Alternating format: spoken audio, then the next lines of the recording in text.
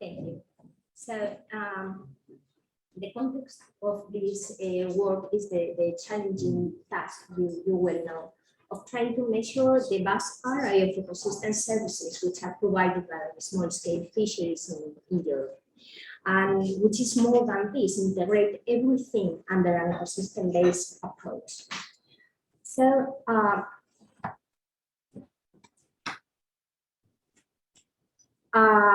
with this work, we try to identify the provision of ecosystem services linked to these fleets in the Atlantic area of Europe and integrate the ecosystem assessment into an ecosystem-based management approach, to which basically, firstly, to get deeper knowledge about the drivers that are affecting the services supply and the flows that are governing all the dimensions involved in this social ecological system, which are artisanal fisheries. Secondly, we try to give stakeholders the opportunity to input their perception or their expertise in our approach.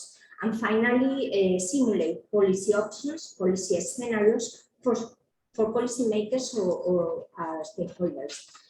This is a preliminary result of the CAFISMAN project. Our study area is basically the ICES 27 area, where operate our small-scale fleets, involving five countries: Spain, France, Portugal, Ireland, and United Kingdom. All of us are involved nowadays in the CAFISMAN project. Our data set is basically composed by quantitative standardized global data from the annual economic report, which is built by the European Union.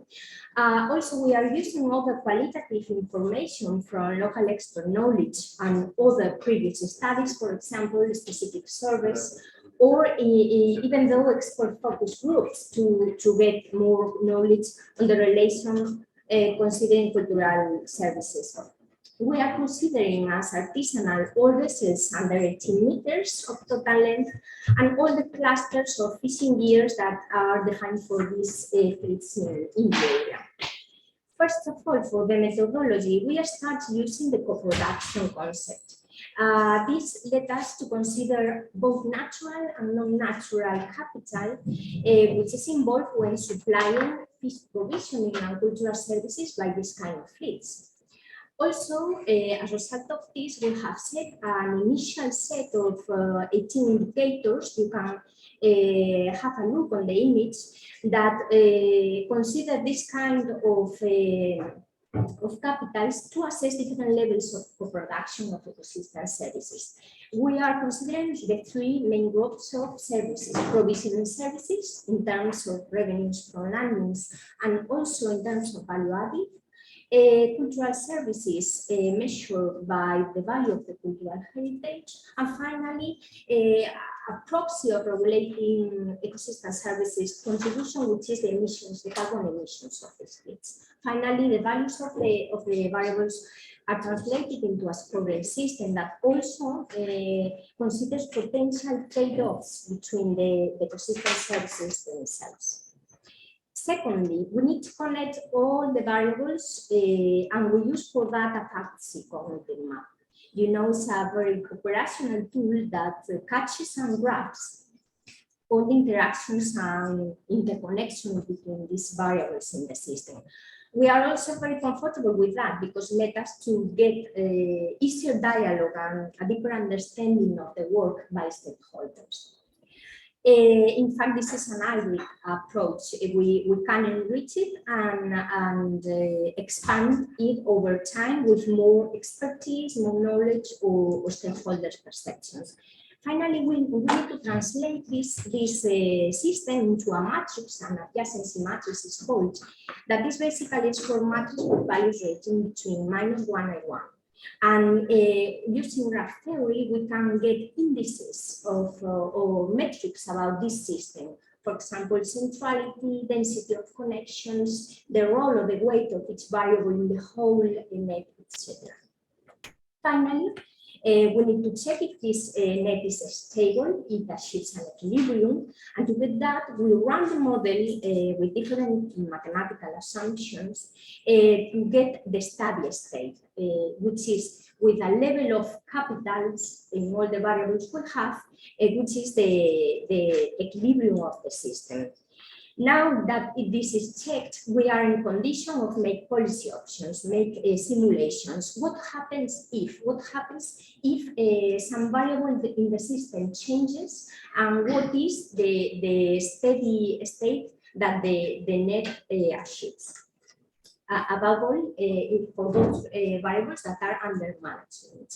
Finally, I would like to outline very brief that our objective is getting an augmented model for all the Atlantic area, but we are now working on that, and we are very focused on individual at level of country model. Here you can have a look on a detail, for example, for the Spanish model. This is a pilot study. Here you can see the appearance of the map with the connections of all the variables used.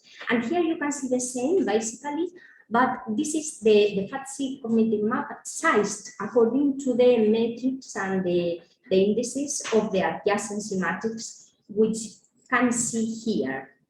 The values that are behind this map are the ones you have in front of you.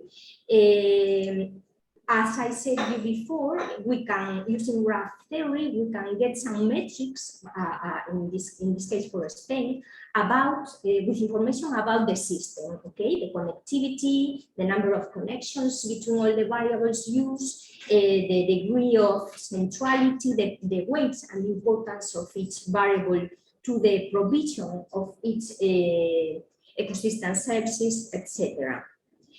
As I told you also, the system is, the map is sensitive to the inference rules and threshold functions we have using. So not only we need the same number of steps, depending on that, the final values of the variables in the steady state can vary slightly, okay? But for example, for Spain, the more coherent combination of values is this I'm showing to you here. And you can see as, for example, the variables concerning provision and services, fishing, incomes from fishing and value adding concentrate the highest weight and importance in the system, are the most interconnected variables with all the system, okay? And for the last thing I want to highlight is what happens if make simulations. I outlined to you the importance of this stage for us. So here you have an example, for example, this is a preliminary result for individual models of Portugal, Spain, and Ireland. Here you can see some variables in the system concerning human and social capital. We know that in the last times, some of them, or all of them, the crew, the number of people and females involved, the strength of social networks in most of cases are decreasing. So what happens if we are able, through some policies, of reversing this trend and increasing, for example, the crew, increasing the number of females present, or the strength of social networks? In this case, the maps are saying to us that it seems that the impacts are very similar in all the countries, and it would be potentially positive for the provisioning service and the cultural services in case of the gender and the strength of social networks. But we have discrepancies in the case of the crew. Some at level of country, not in all the countries will have the same results apparently. We can say a lot of combinations, as you can guess, but here you have another example, for example, moving the values of some variables concerning catching power, fishing power. You have here catching power, vessel size, number of active vessels, the percentage of certain years, etc. You know that vessels are decreasing, for example, in these artisanal fleets over the recent years. And what happens is if we imagine that we use some policy in an effective way to reverse this, and for example, increase the number of vessels. The system, in that case, shows that we don't have the same impacts on ecosystem services provision depending on the country. This is one of the conclusion. It appears to have very robust trend in the case of regulating ecosystem services. It appears to have positive impacts in terms of less carbon emissions, but there are different conclusions according to the provision service or the cultural service. To conclude, we are using fuzzy cognitive maps, both individual per country, and in the future we expect to get an augmented model for all the Atlantic area as a tool to solve the complex task of integrating provisioning, regulating, and cultural services supplied by the small-scale fisheries in our area with an operational and very participative ecosystem approach. We can simulate any combination of variables needed by policymakers, by fishing managers, by stakeholders, and we can assess potential effects, systemic effects, considering trade-offs, potential trade-offs between the ecosystem services themselves. Obviously, this approach is absolutely dynamic. It can be updated when new data arise, can be adjusted, can be expanded, and allows the use of focus groups, for example, or expert validation to design and adjust over time the map and the net.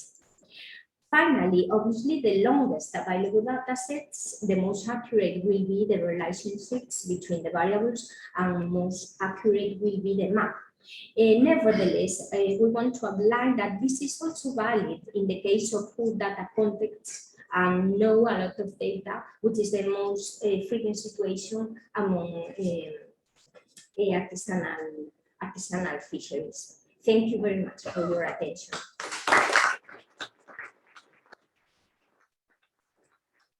Thank you very much, Laura.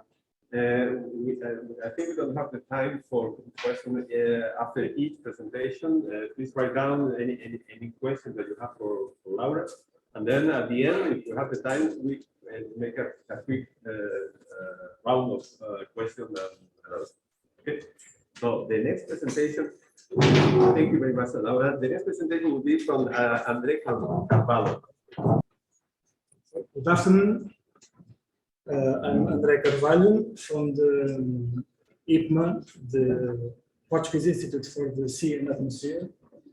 And I'm here presenting a study, including in the CARP-FISHERIES project, the Interrogatory Area project. I'm the lead of Laura, and I will talk about some parts of the project related to the small-scale fisheries impacts in the Atlantic area, regarding the stakeholder perception based on a multi-criteria evaluation matrix. So, what is small-scale fisheries? All of you knows about small-scale fisheries, but this slide is just to focus that we work in the CARP fishermen with the both definitions of small-scale fisheries fleet, below 12 meters, the UN definition, and with each definition of each country that are partners of the CARP fishing project: Portugal, Spain, and United Kingdom. As was said in the morning, small-scale fisheries represent more than 75% of overall fleets. And the small-scale fisheries are very important for social, cultural, economically, but also environmental level. So, if that's why it's important to study and work about the impact assessment of the small-scale fisheries activity, in this case in the Atlantic area, for assess the impact on the coastal ecosystems. There are works on this, but normally usually works with a single fishing year or a single impact. And in this project, we try to understand all the fishing years together and give some answers. What fishing gears has most impact on the ecosystems? What are the main impacts caused by the small-scale fisheries? What is the distribution of these potential impacts along the Atlantic coast? And which habitats are most affected by small-scale fisheries? And of course, the most important thing, how can we mitigate these impacts? And so, our goals is to define a common methodology and evaluation metrics to assess the small-scale fishery impacts on the Atlantic area, and based it on the perception of the different fishery stakeholders. Score and rank fishing gears according to the assessment of small-scale fisheries, produce maps of most impacted areas, and propose mitigation measures to minimize the impacts on the coastal biodiversity and habitats. So, the first step was develop a multi-criteria evaluation matrix to score and rank the impacts. These metrics could be used for all types of small-scale fishing gears. And in the end, we calculate the fishing gear impact score. In this matrix, we have a total of 16 impacts, including in 3 different components: physical, chemical, biological, ecological, and fishery. And we have impacts, we could assess the bottom degradation, bottom, soft bottom, problems of the litter or the fuel consumption or noise, and damage of protected habitats or bycatch of protected species, bycatch of non-commercial species, the discharge of target species and of bycatch species, and also including the problem of the ghost fishing. We select a priori 7 impacts as red lines that are red in the table for being highly sensitive types of impacts, and would arrange in the end our score and help to rank the fishing gears.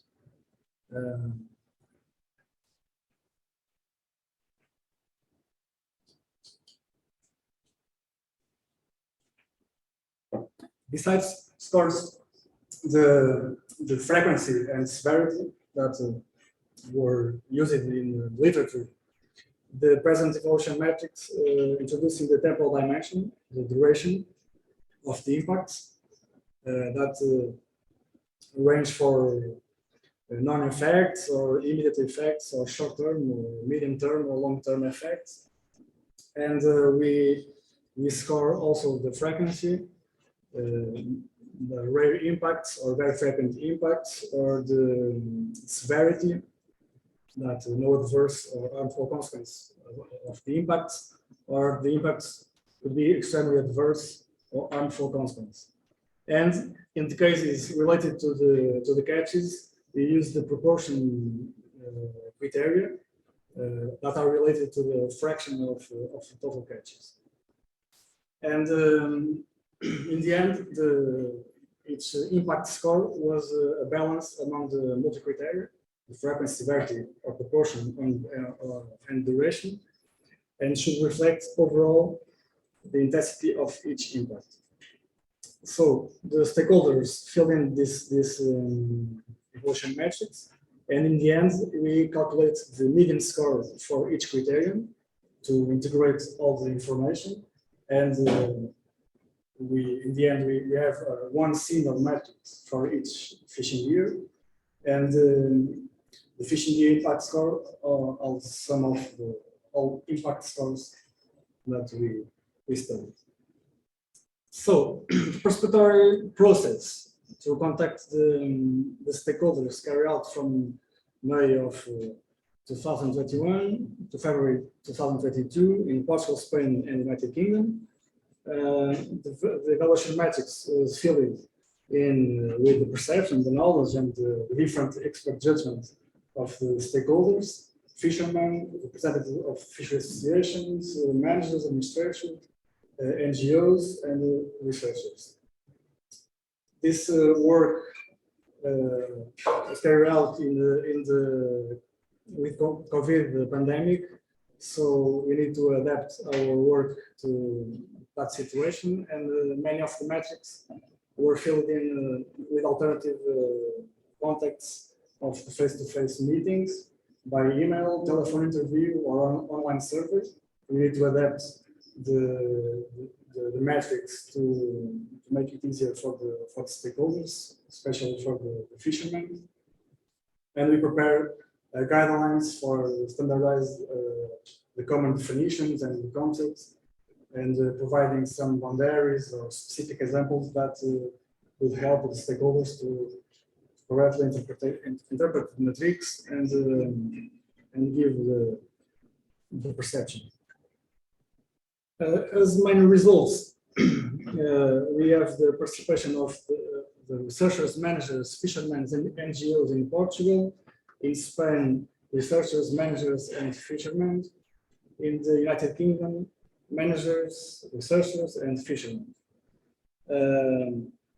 We have 3 fishing gears census that are common to Portugal, Spain, and the United Kingdom. And we have other fishing gears in Portugal, others in Spain or United Kingdom, that reflects the different types of small-scale fisheries in each country. We have a total metrics 302 and a total of 100 stakeholders that participate in this study. The fishing sector had some difficulty in filling the metrics and to give the most accurate score according to their perceptions.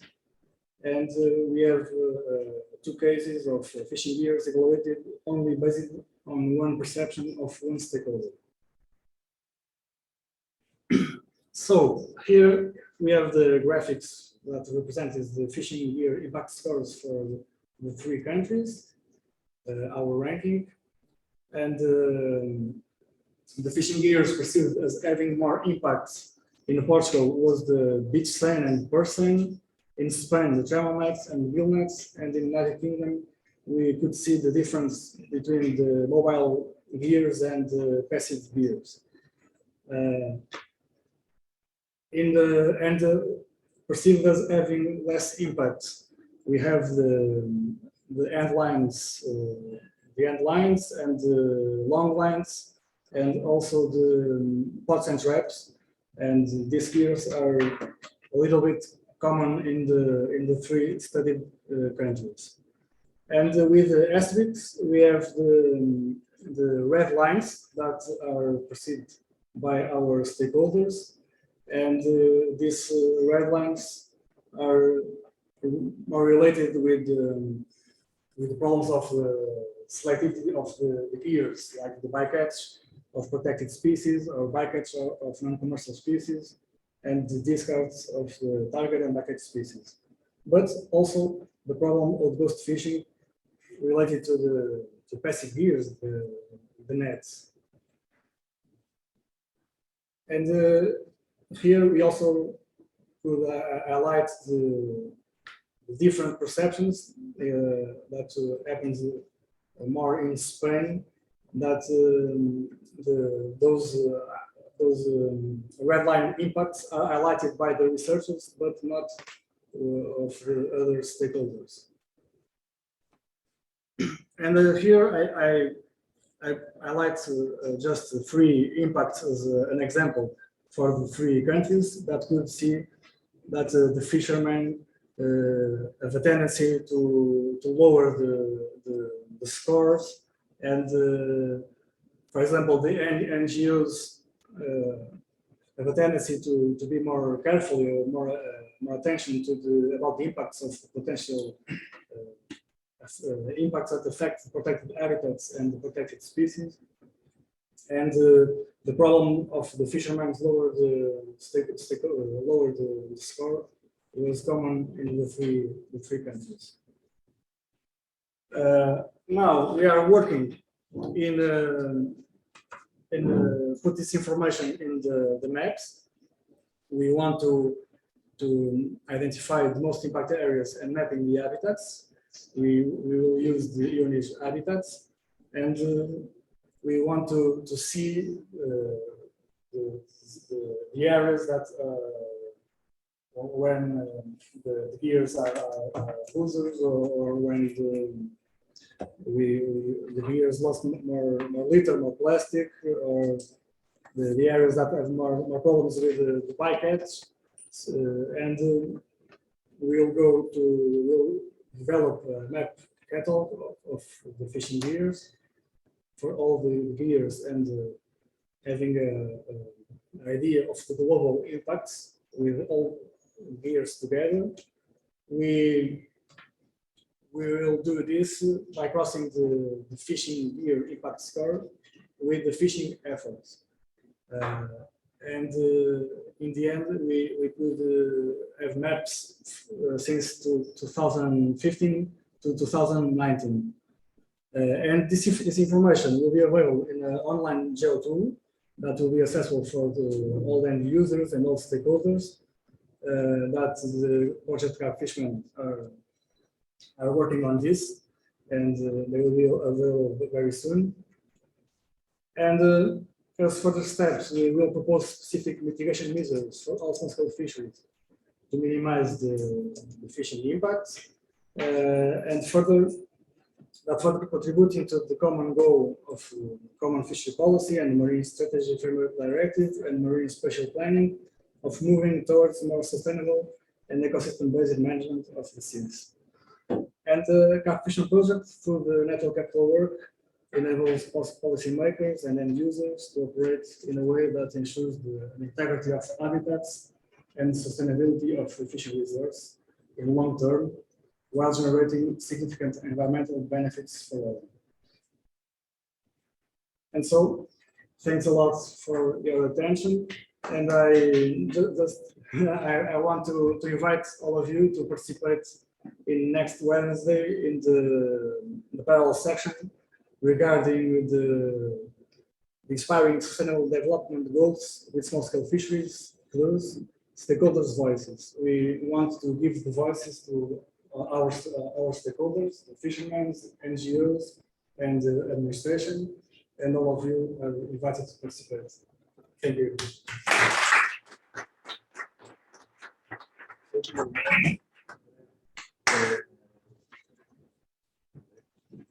Let's go to the next presentation. Please write down questions if you have for the round at the end of the session. Amelia, you can share. Fantastic. Hi, my name is Amelia Clarke, and I'm a recent master's graduate at the University of Bristol. The research I'm presenting I undertook for my final year dissertation project, and it is titled Exploring Fishers' Perceptions of Marine Environmental Issues and the Factors Influencing Their Engagement with Pro-Environmental Fishing Behaviours. Small-scale fisheries support the livelihoods of 108 million people and are essential in providing food security to many communities around the world.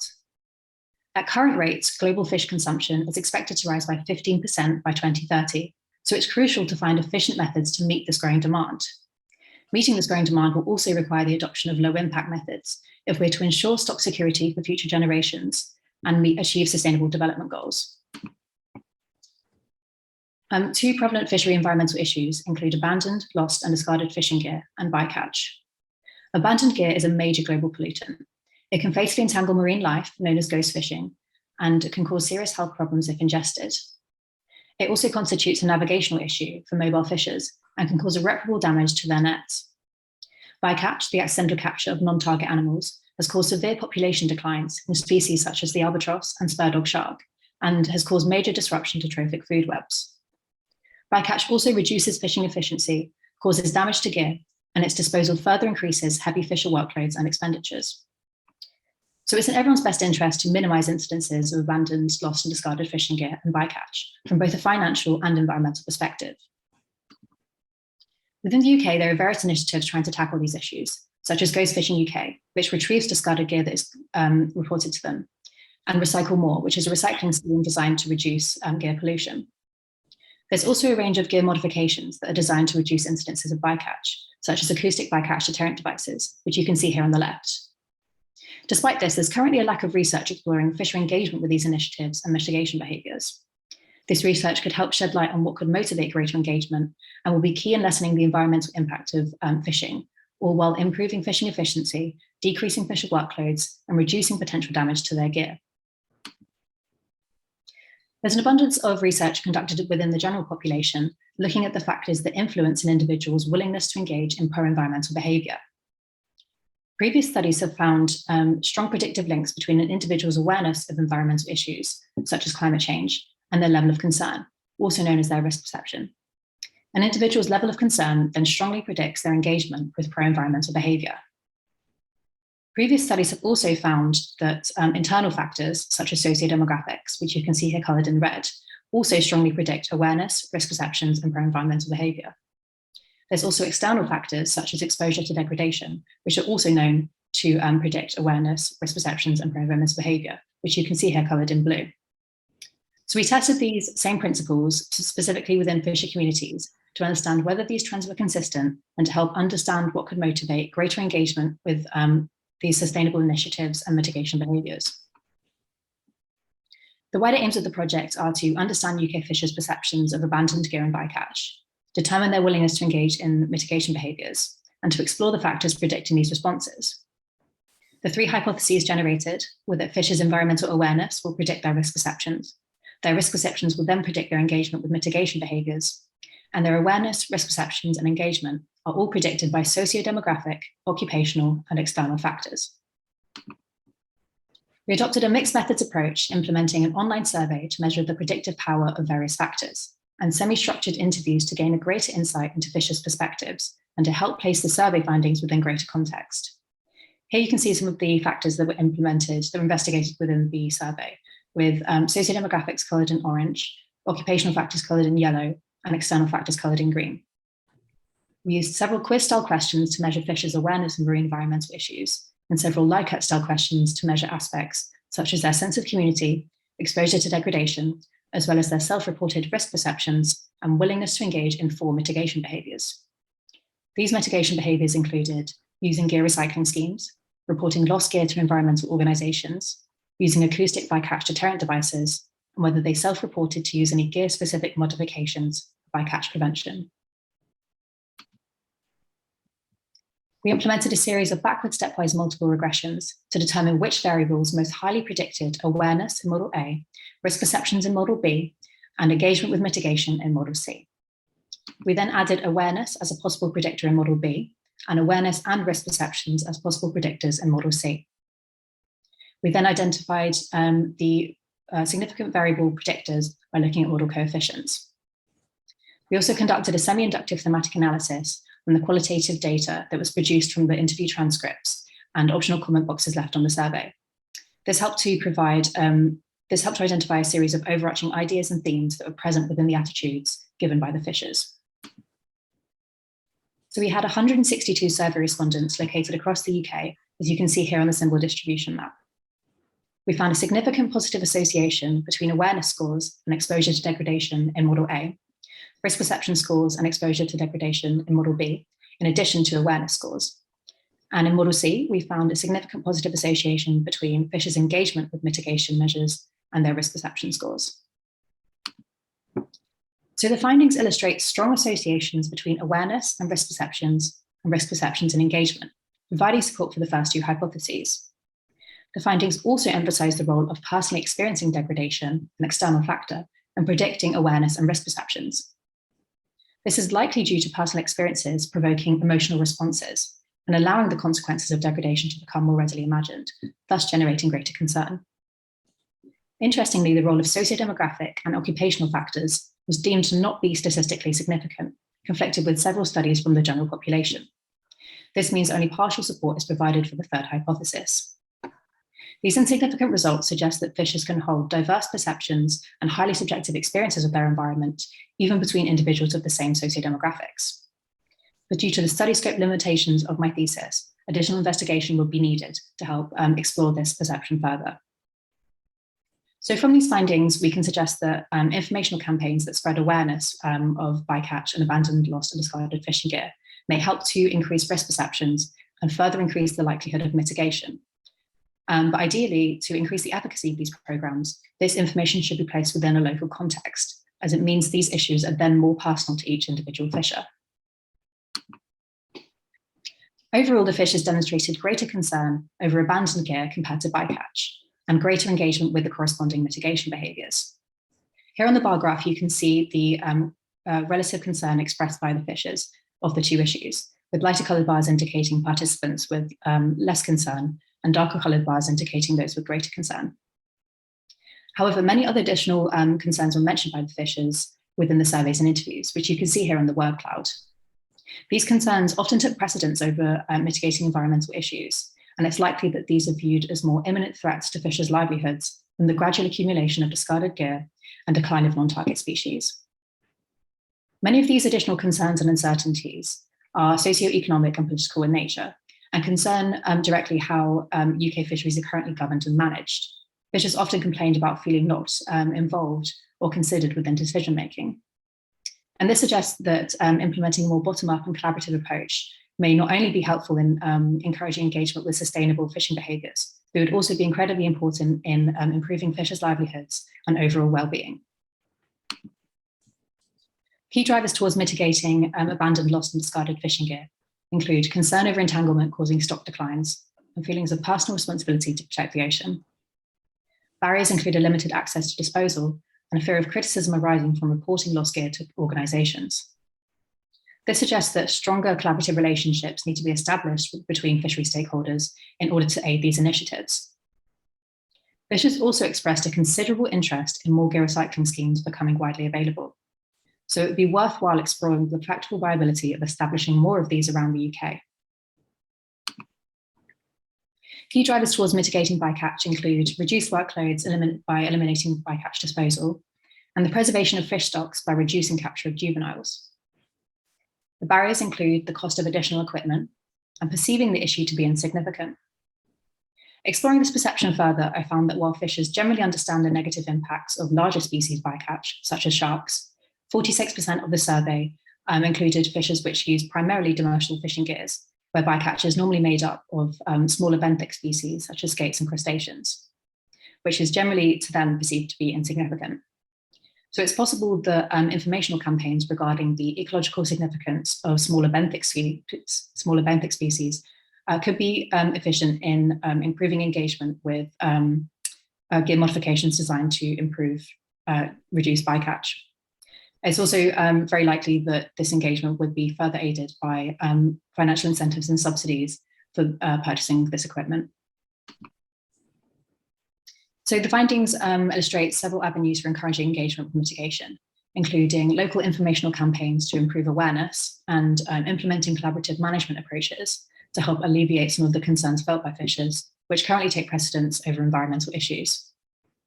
Strong predictive links were identified between awareness, risk perceptions, and engagement with mitigation behaviours.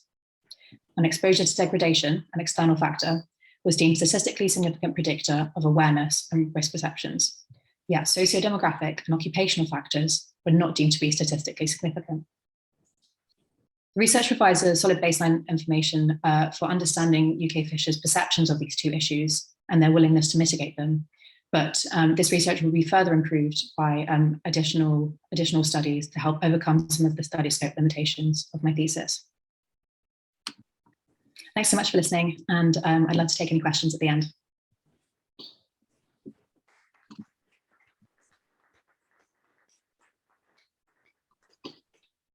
Thank you, Amelia. Thank you for complying with the timing. We need to continue with the session. As before, as said before, please write down the questions for the final round of question and answer. And then the next presenter is Maria GARAGOUNI. Okay, so good afternoon, everyone. I'm delighted to be presenting on behalf of my colleagues here in Thessaloniki on the subject of bottlenose dolphin depredation of bottom-set gillnets. For anyone who might not know, depredation in the context of fisheries is termed the removal of catch directly from fishing gear by marine predators. While for the animals themselves, this might seem like an easy meal option, it's bad for them in that it increases their risk of bycatch, entanglement, or lethal retaliation on the part of the fishers. And for the humans involved in the interaction, it's bad because it reduces catch often or damages the gear itself. For dolphins in particular, there have been a lot of different deterrent methods tried, but they show unpromising results most of the time. In the context of the Northern Aegean, so this is our study area here, this is one of the more productive regions in the Eastern Mediterranean, so it's a very important fishing ground for small-scale and large-scale fisheries, but it's also very attractive for small cetaceans. So as a result, there's been a long-standing conflict between bottom-set net fishers and dolphins that depredate them. In fact, locally, dolphins are the #1 issue for small-scale fishers, both financially because of the damages they cause, but also environmentally. The environmental impact, the carbon footprint of replacing gear upwards of 3 times per year is actually a lot larger than any other part of the fishing process. So the gear actually has a larger environmental footprint than even the boat fuel. So the main objective of our project initially was to test coated gillnets as dolphin deterrents in this study area. So we chartered a fishing boat and we deployed 2 types of experimental nets. The first one, which we call spicy, is coated in Tabasco pepper extract, which would potentially cause a chemical aversion reaction to the dolphins. And the second one, which we call metal, it's coated in zinc perithione, which increases the acoustic reflectivity of the nets and could potentially confuse a predator that uses sonar when foraging. Of course, we also used a control type, an uncoated gillnet we call plain. So during each trial, we deployed 300 meters of each type of gillnet and let them soak for approximately an hour and a half just before sunrise. And then we gathered all the catch, fish and invertebrates, moved them to the wet lab, identified them to species level if possible, weighed and measured and checked them for physical damage. And during the second year, we also assessed the damage to the gear itself. So we counted the number of holes in the lower third of the net, the middle third of the net, and the upper third of the net. And we also measured the surface area removed each time and divided the holes into 4 size classes: tiny, small, medium, and large. During the second year, we also conducted questionnaire surveys. So having returned from our own fishing trips, we approached the fishers who had just finished their own work and asked them about where they had fished, what they caught, how much of it they caught, and whether or not they had been approached by dolphins that day. And we found over the course of 2 years of experimental fishing effort and 2 groups of questionnaire surveys, one shallow set and one slightly deeper set, that approximately 35% of all holes in each category were depredated by dolphins, and that in the shallower set holes, so our own experimental effort and gillnets set below 20 meters, the highest depredation frequencies were recorded in the summer months, June, July, and August. We published the findings of our coding experiment, and truth be told, there was no effect of the coding. So there were no differences in either catch size or damage rates in any of the nets, coded or uncoded, regardless of dolphin presence or absence. Please remember this, so for the rest of the analyses that I'll show, we count them as pretty much all the same here, since there is no difference in either the catchability or the damage rates. The one slightly promising thing we did find is that the spicy gear never featured large holes when dolphins were absent. So there is at least one other large marine predator that creates large holes in the nets and potentially has an aversion to spicy coating. So that might be worth investigating further in an area where dolphins aren't the main issue.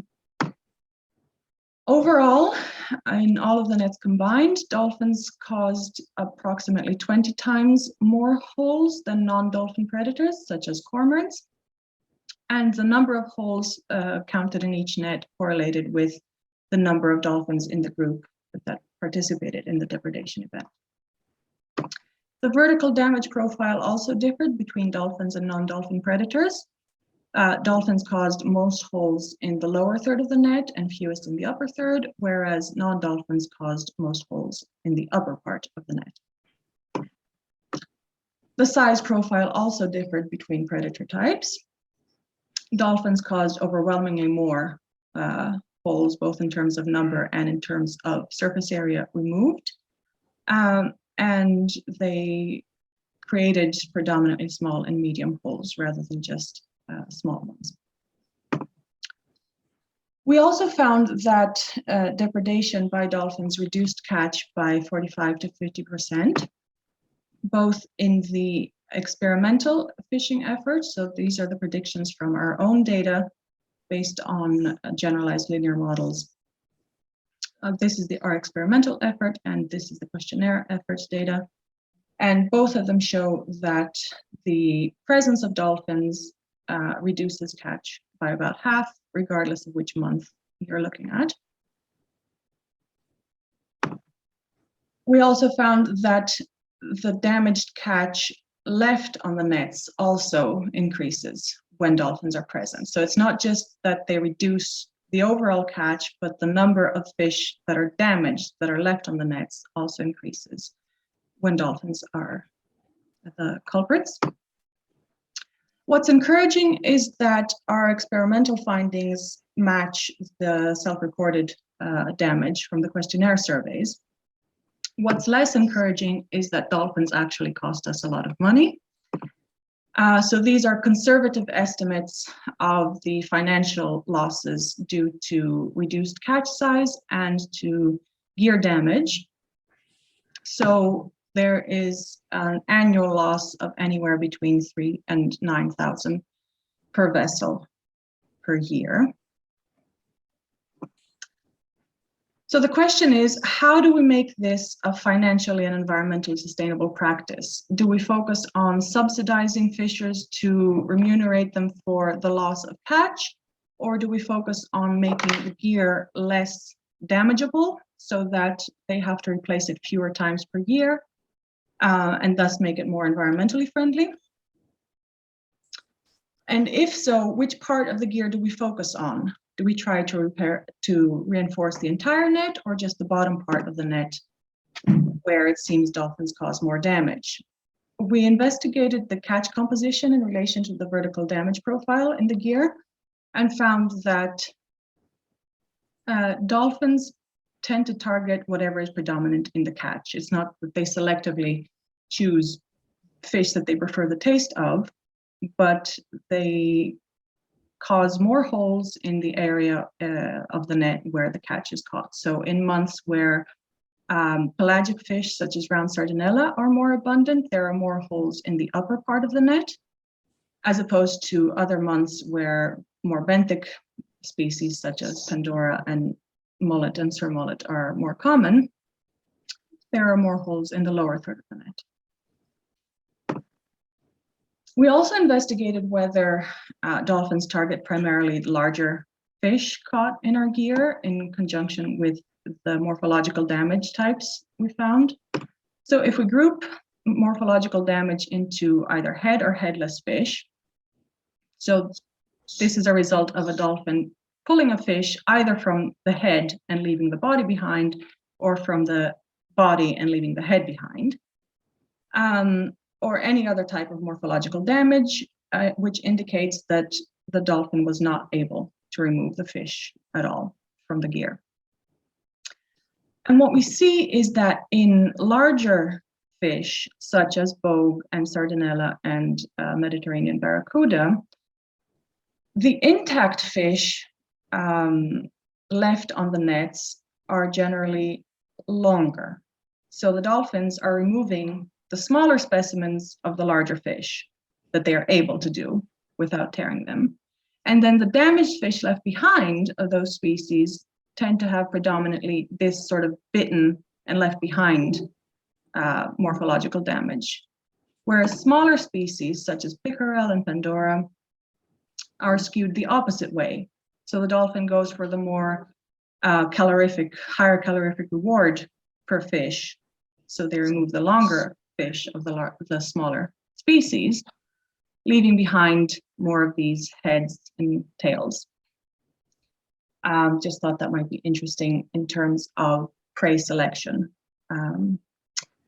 So I would like to thank our funders for making this project possible, our wonderful skipper for sharing all his knowledge and his boat with us, and the rest of my team. And for anyone who's attending the Congress in person, if you have more questions, find Dr. Gagnas in the crowd and ask him anything you wish to know. Thank you.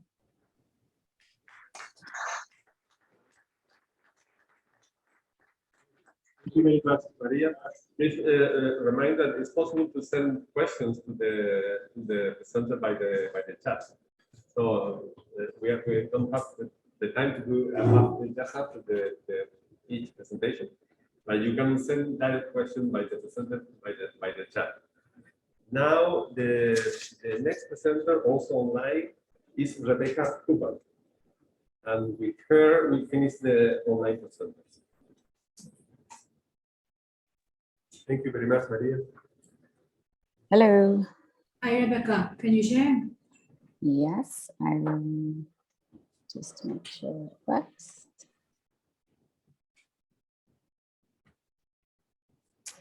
Okay.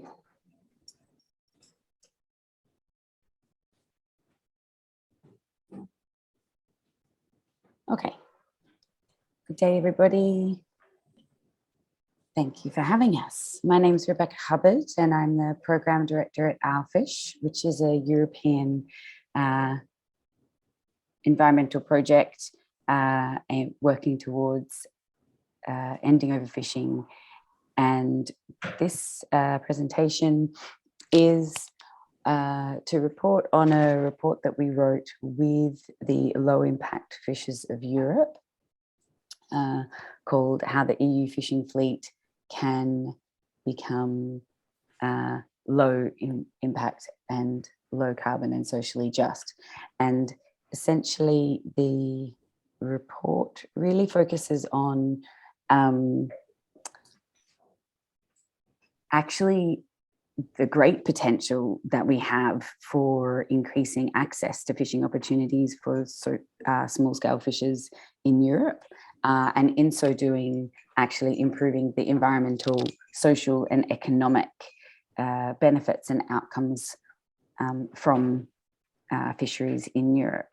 So, as I said, this report was written in collaboration with the Low Impact Fishers of Europe, with OURFISH, and essentially just as an introduction and context, and I'm sure many of you are very aware of this background, around 40% of fish stocks in the Northeast Atlantic are still being overfished, and around 80% of fish stocks in the Mediterranean are considered overfished.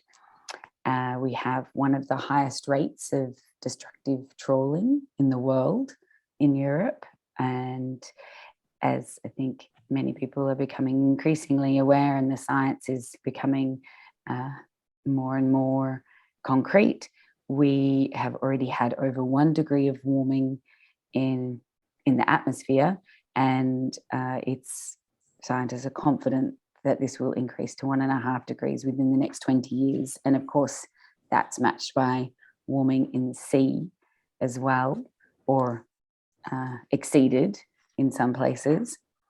And over the decades, fisheries management in the EU has resulted in the small-scale fleet being squeezed out in many respects and in many places, and to the point where at this stage, the fisheries management approach is really benefiting those who fish the most, not those who fish the most sustainably and responsibly. So in this context, what we're really focusing on and what we are really highlighting is that some years ago, so in 2013, when the Common Fisheries Policy and the EU was reformed, a special article was introduced, Article 17, which really talks about the application of criteria to determine who gets access to the fisheries resource. And Article 17, as you can see here with the highlighted yellow text, specifies that EU member states shall use transparent and objective criteria, including those of an environmental, social, and economic nature, and that these criteria should be used to allocate fishing opportunities and should be used to provide incentives to fishing vessels which are more environmentally sustainable and, although it doesn't specify it here, also deliver social benefits as well. So this this part of the Common Fisheries Policy reform actually really offered a lot of hope in terms of increasing access for the small-scale fishing fleet and also improving the environmental sustainability of EU fisheries, which, as I pointed out before, with just a few of those statistics, and I'm sure many people have experienced them firsthand, that we really are struggling with the productivity of fish populations in the EU. So this part of the CFP really offers a great opportunity to use access to fishing opportunities as an agent of change. So they could really drive and incentivize more environmentally sustainable behaviour, which could, result in lower environmental impact or lower dependence on carbon or fuel-intensive fishing methods, as well as delivering those social benefits. And this has been tested a couple of times already across the EU with a recent judgment in France confirming that the French government did not follow the law by implementing or by allocating, quota in consistent with Article 17 because it was neither transparent nor objective. Now, this unfortunately is not unusual across the EU, despite the fact that this is in the law. Most member states don't have any environmental criteria in place. Very few member states actually publicly list who gets the access to the fishing resources. So it's not transparent. The criteria is mostly based on historical catch. So those who had access at a certain point have retained access, and it's very difficult for others to get into the industry, including young people. And really, essentially, there's what's understood is that by those who've studied it, including the European Commission and the European STECF, so the Scientific Technical Expert Committee, found that it's really due to a lack of political will and a lack of strong guidance and a clear framework that this potential is not being utilised and that the law is not being applied. So with the Low Impact Fishes of Europe, we proposed 3 series of criteria, which is obviously based on the law and also is based strongly on a study which was commissioned, I believe, by the European Parliament, PESH Committee, and then was conducted by the Scientific Technical Expert Fisheries Committee, the STECF, which was published just a couple of years ago. And they identify these three sets of criteria. We also identified spatial measures as an important set of criteria which could be allocated or could be utilised to prioritise access to the fishing opportunities, because as many of you will know, for small-scale fishes, preferential access to inshore waters can be really important in the sense that it's more accessible for the small-scale and low-impact fishes, but it also can be the more valuable space in terms of the fish stocks. So in terms of the environmental criteria, we followed closely to the STECF recommendations, including indicators such as large fish, the Protected Species Index, also marine seabed impact. Any of you who work in the EU legal space will identify that some of these are very close to the Marine Strategy Framework Directive indicators, and they do really represent health of their whole ecosystem, not just individual stocks. And of course, the food web integrity, which is about ensuring that there's healthy levels of predators and prey populations. And we added a fifth indicator as an environmental indicator, which was on the carbon cycle impact. And that includes not just the volume of carbon emissions from the vessel, but it also includes the volumes of carbon that are extracted as a result of removing the fish themselves, because fish actually like carbon engineers and actually help to sequester that carbon into the seabed, but also we would include the impact on the carbon storage in the seabed, because scientists now understand that that bottom trawling impact can release vast quantities of carbon that's otherwise stored for the future. And as I mentioned, spatial measures are quite important and could be implemented through this same article. In so far as social criteria that could be utilised to preference access to fisheries resources, so fisheries dependency is one indicator which is closely related to the employment level. Revenue contribution to local economy is another. In our view, and what was recommended by the STECF, history of compliance would be a good indicator, and we've certainly extended that, not just be fisheries and environmental compliance, but also compliance in regards to tax and other issues. And we also added monitoring at sea for improved transparency. And then so far as economic criteria, again, we followed the STCF recommendations, but added one more indicator, which would be efficiency without subsidies. And as many small-scale fishers will know, actually, the larger industrial and more damaging fishing fleets and sectors often benefit much more from subsidies in the EU, and I think indeed globally.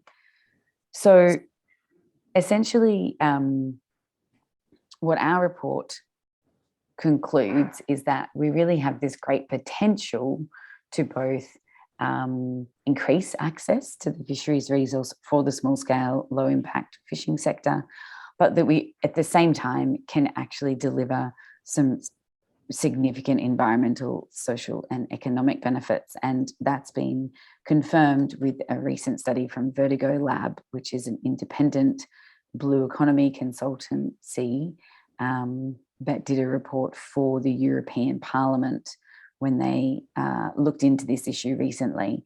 And they found that applying environmental and social criteria can also deliver not only the environmental benefits, not only more jobs, but actually a greater economic output as well.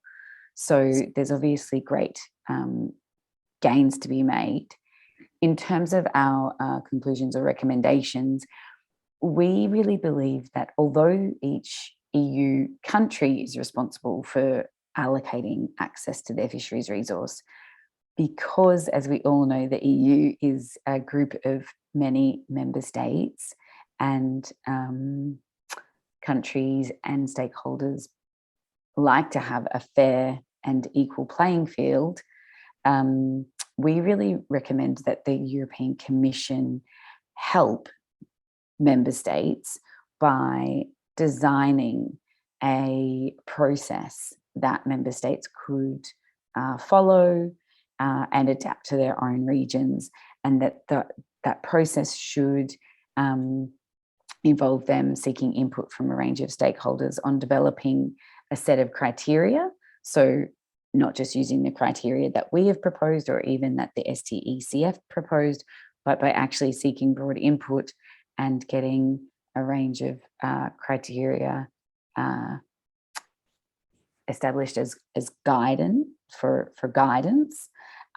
We suggest that they develop a process for how to finalize those criteria and a rating system for implementation, because it's important that we don't just have one criteria applied at once, but a number of criteria are applied at the same time.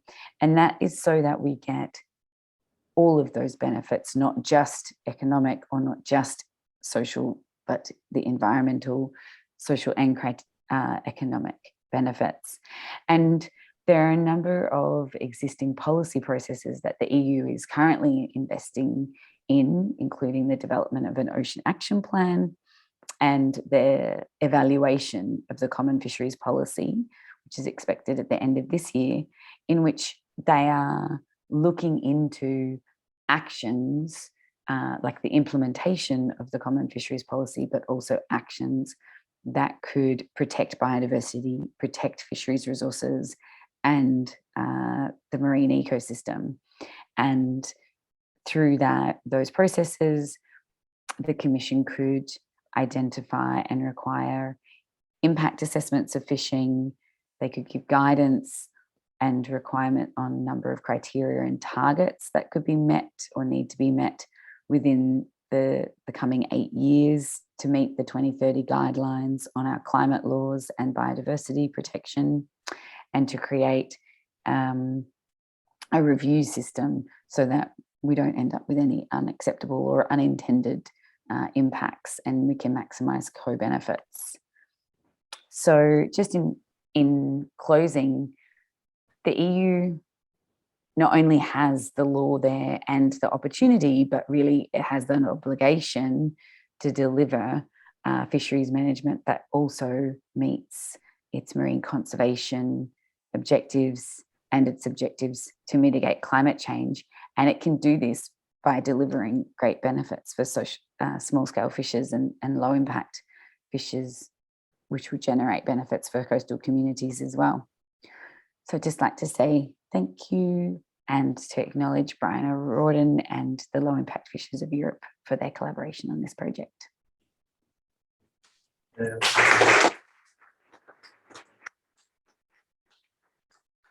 much, Rebecca. Very interesting.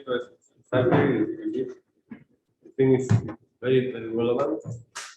And now we need to continue with the presentation from Fabienne DAURES from IFREMER. Please remind that you can ask questions to the presenters by the chat or by the question and answer in the Zoom system. And at the end, we will try to have a few minutes for some questions.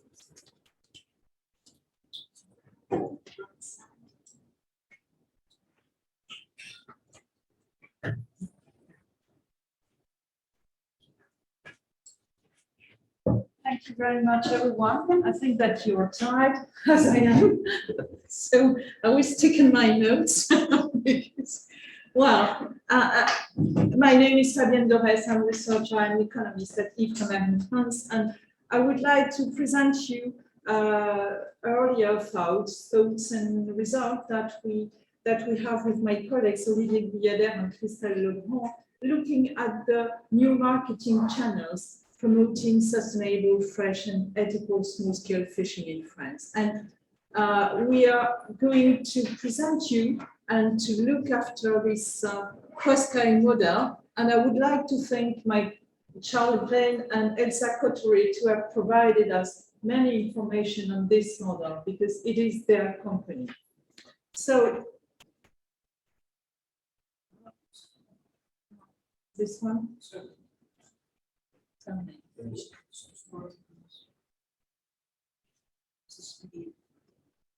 Oh, okay.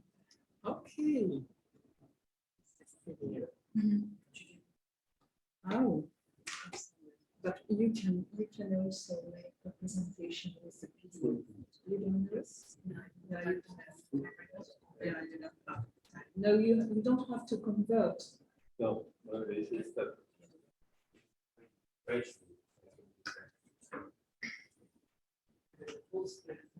Yeah. Yeah. Single page. Really single page. We need to open the file that is That's also.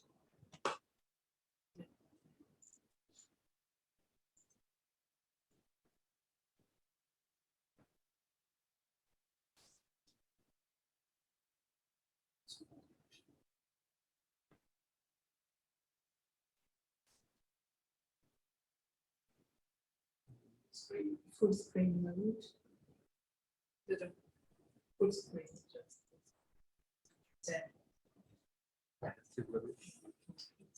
No. No section.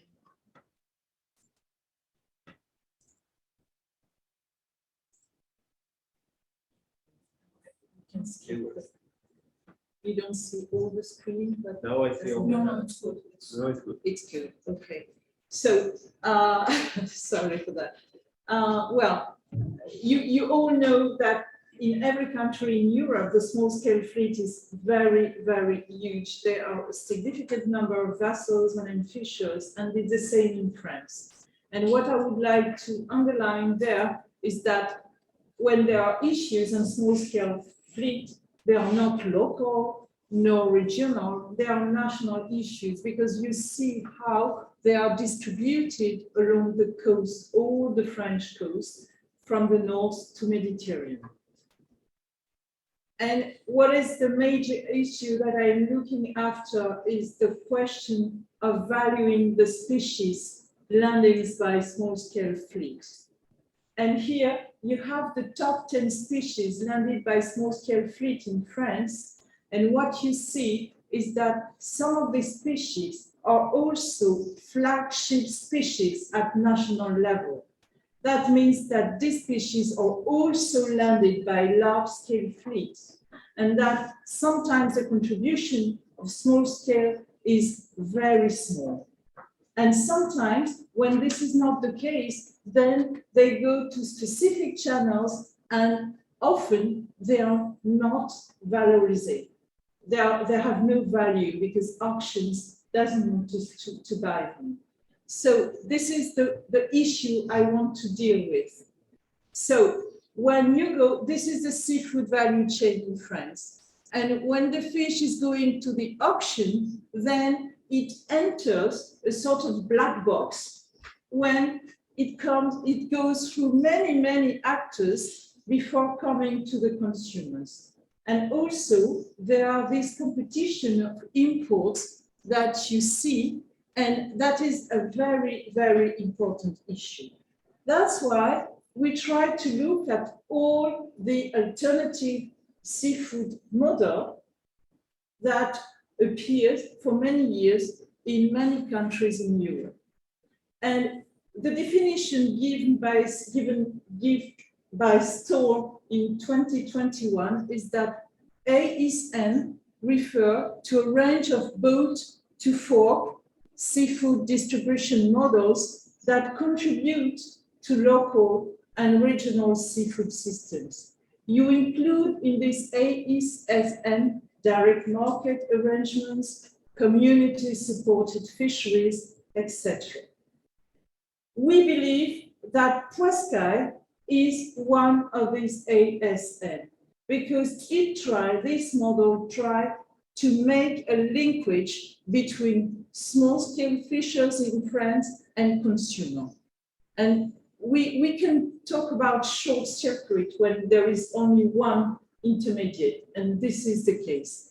But what is very interesting is that this model tried to make linkage between local production from small scale with a wide range of consumers at national level, not only on coastal areas, but also in large cities far from the coast. And that was very interesting for us.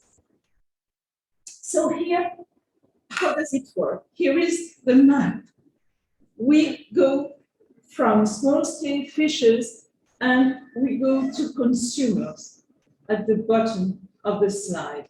And here, all the function, buying directly to the fisherman, transportation, making the basket combination, transport through prana fresh, the fish to consumer directly at home or relay store, or this function are partially internalized by Pascual, except transport, because transport for fish is very, very specific. But all these functions belong to this single company. So here, behind this model, what is interesting is that there are some commitments.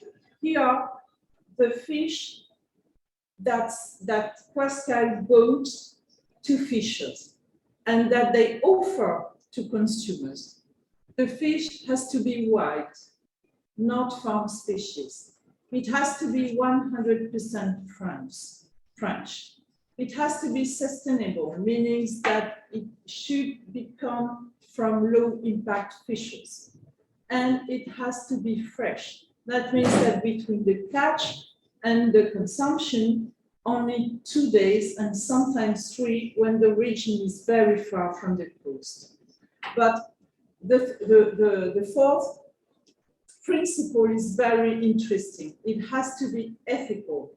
That means that it should provide fair revenues for the fishers, but without creating dependency. And that is very important. And also, it commits to put value on ugly species. And we have the same process in agriculture with ugly products. And in economic terms, behind these commitments, there are some economic transactions. What Pascual do is that they commit to fishers to offer them a price fixed for the year, for species, for region, and this price has to be more than 20% superior than the auction prices. On the other side, it offers the consumer for a fixed basket price, it offers several combinations of fish and shellfish. And behind this basket composition, there are different values because you don't fish the same thing every day, and the combination is made by Pascual, and there are some incentives for consumer to be engaged in the process for a long period, to learn, to inform themselves on the species, and also to be involved in this process. So here is the very last results on this company. It looks like there are some incentives for fishermen, for fishers, and for consumers to participate to the model. Now, at the middle of the year, there are some 20,000 consumers participating in this model in France now, and you see that they are not along the coast. They are very well distributed inside all French regions. And also, it seems that it is attractive for fishers because now there are 200 fishers belongs to this system.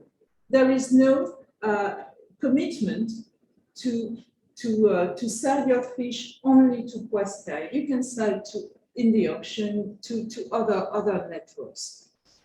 Well, what about the commitments to provide higher price? Here you see the portfolio species of the Pascual for the year 2021.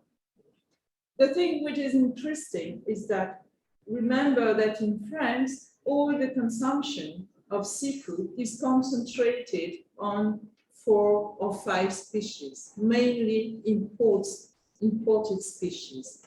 And what we see there is that Pascual offer to the consumer who are member of this model, they offer more than 100 species per year that compose the basket composition, that they participate to the learning process of the consumer about seafood. And prices are systematically higher than what auction prices give for the same kind of vessel, meaning small-scale vessels. And sometimes it is the double. So that is very interesting.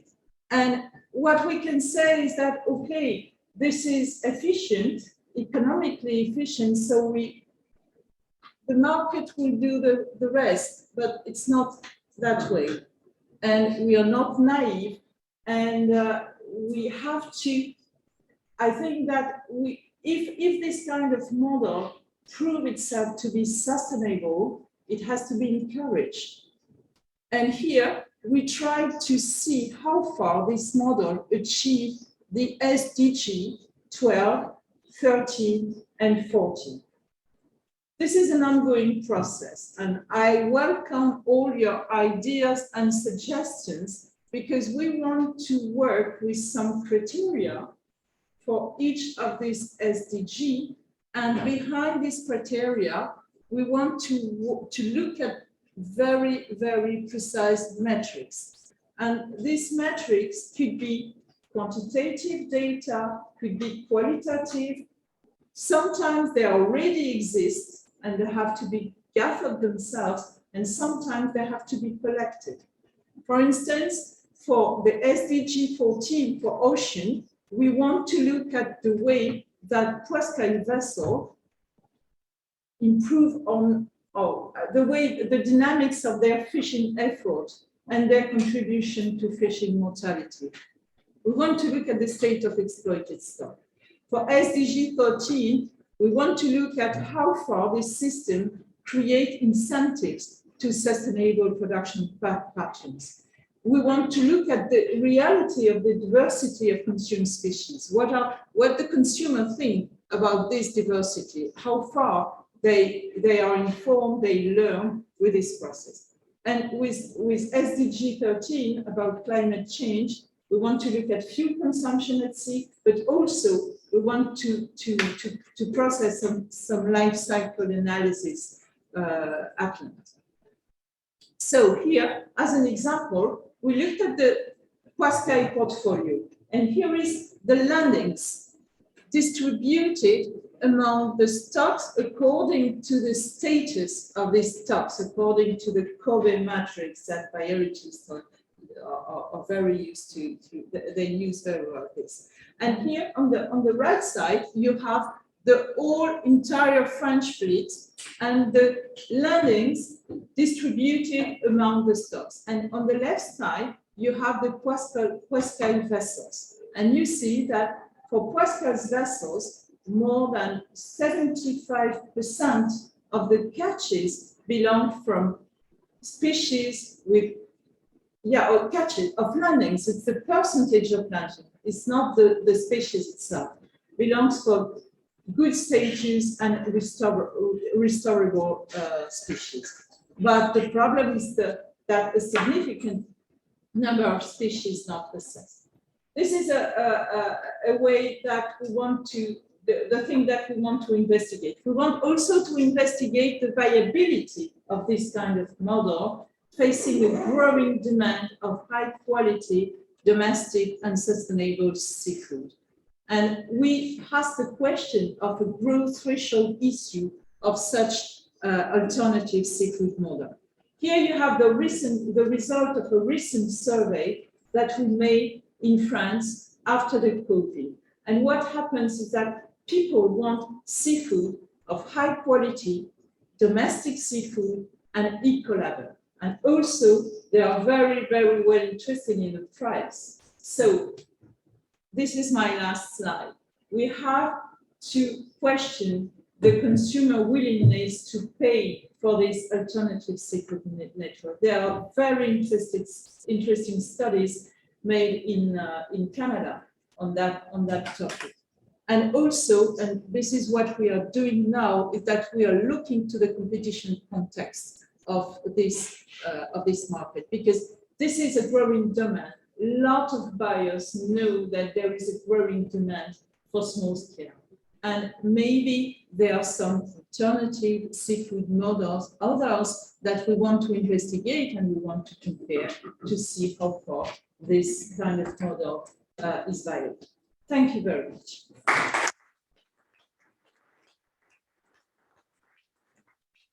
Fabienne, very interesting model. You can learn a lot about this experience. And then the last one is from Claudia Hurtado. It's a speech presentation, so it's just short.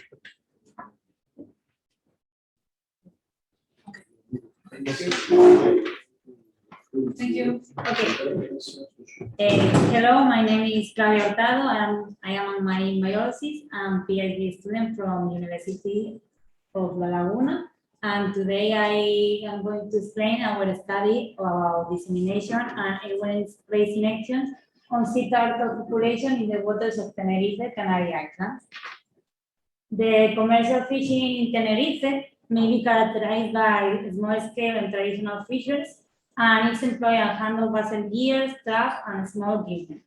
However, other fleets coming from the Mediterranean Sea and other Atlantic ports to work temporarily in the waters. These fleets are bigger and they use surface long line more intensely, while the artisanal fleets, they don't use this technique, they only use the bottom long lines. The surface long lines have an impact because they catch a certain amount of unwanted marine species, such as sea turtles. And the Canary Islands are the important point for these animals because it is a passes and feeding area for 5 species of sea turtles. You can see there the lower sea turtle, Careta careta, the eating sea turtle, Chelonia midas, the half-bill sea turtle, Eremochelis imbrincata, the leatherback sea turtle, the Morchelis coriacea, and the last one, Olivilli sea turtle, Lepidopellis olivacea. These animals are very important. They have a great influence on different ecosystems because they are migratory, and in which migratories, they transfer energy from one ecosystem from another one. Therefore, the conservation of this animal is important to maintain the balance of the oceans. Also, these species are included in the UCN red list. On the other hand, as the sector that spend the most time in the sea, the fishers are able to report and respond in stranded sea turtles. Also, they can give to us complementary information about the state of the population. Taking into account all this information, the main objectives in our study were they complete the current information corresponding to sea turtle standings in Tenerife between 1999 to 2021. Also analyze the characteristics of sea turtle interaction with fishermen and the perception of the animals, inform and raise awareness among the fishing sector of sea turtle population, in addition to dissemination information on the current handling of stranded sea turtles.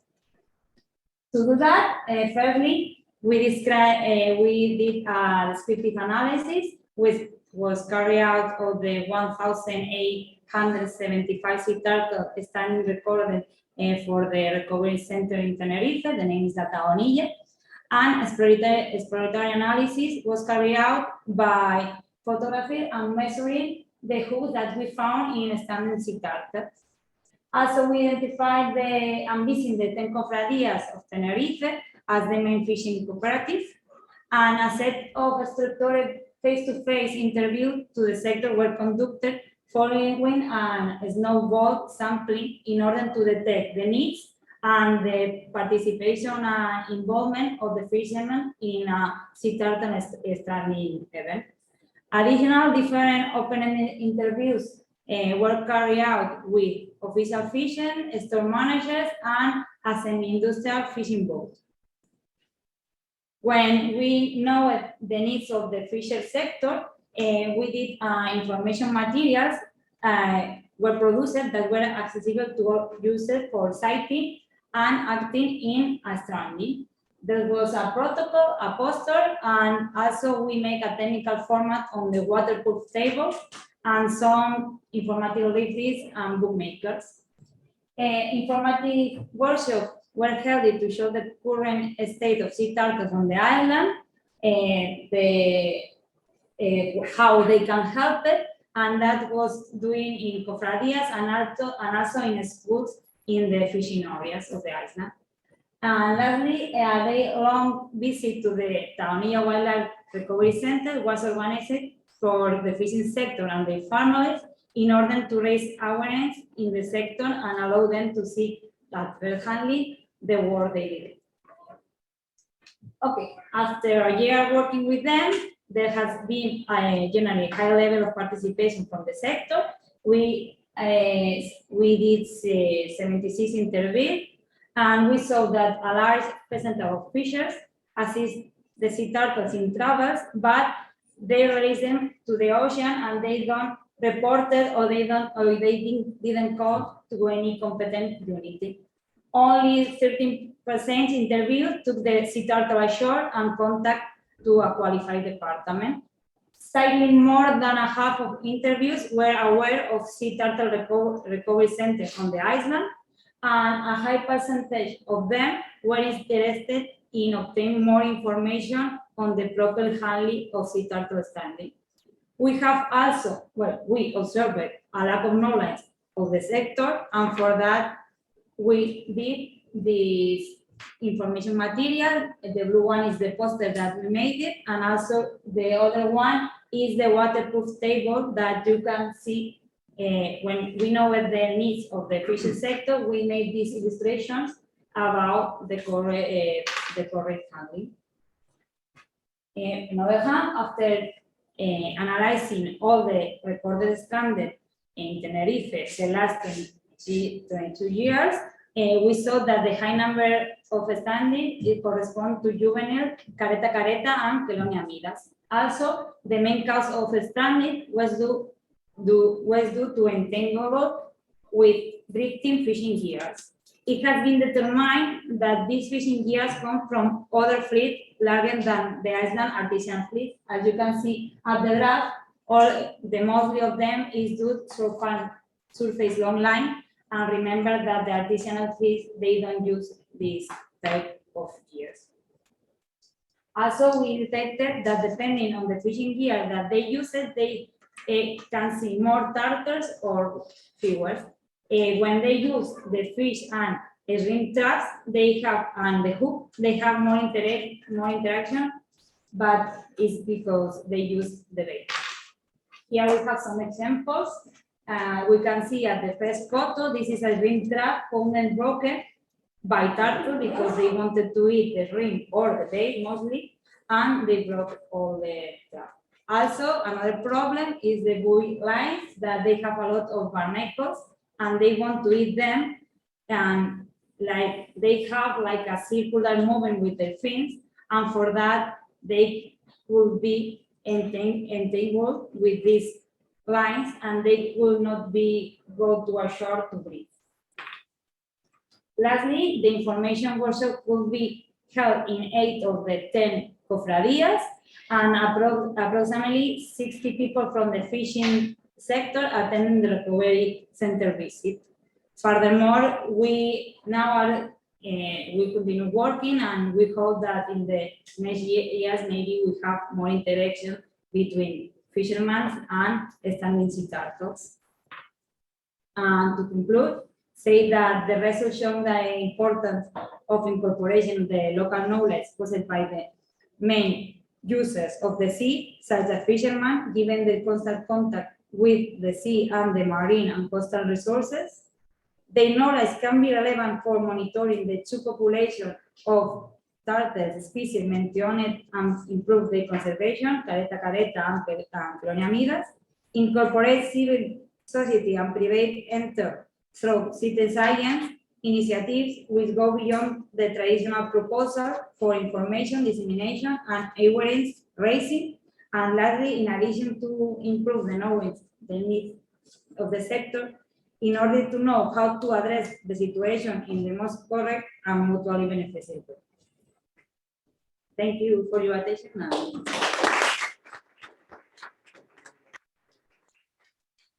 think we are over time. The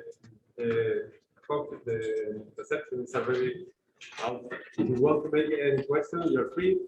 But those who want to go to, we cannot apply to the output to stay with the reception without the reception. Any questions?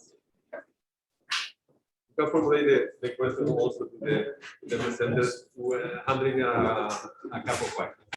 Maybe not a bad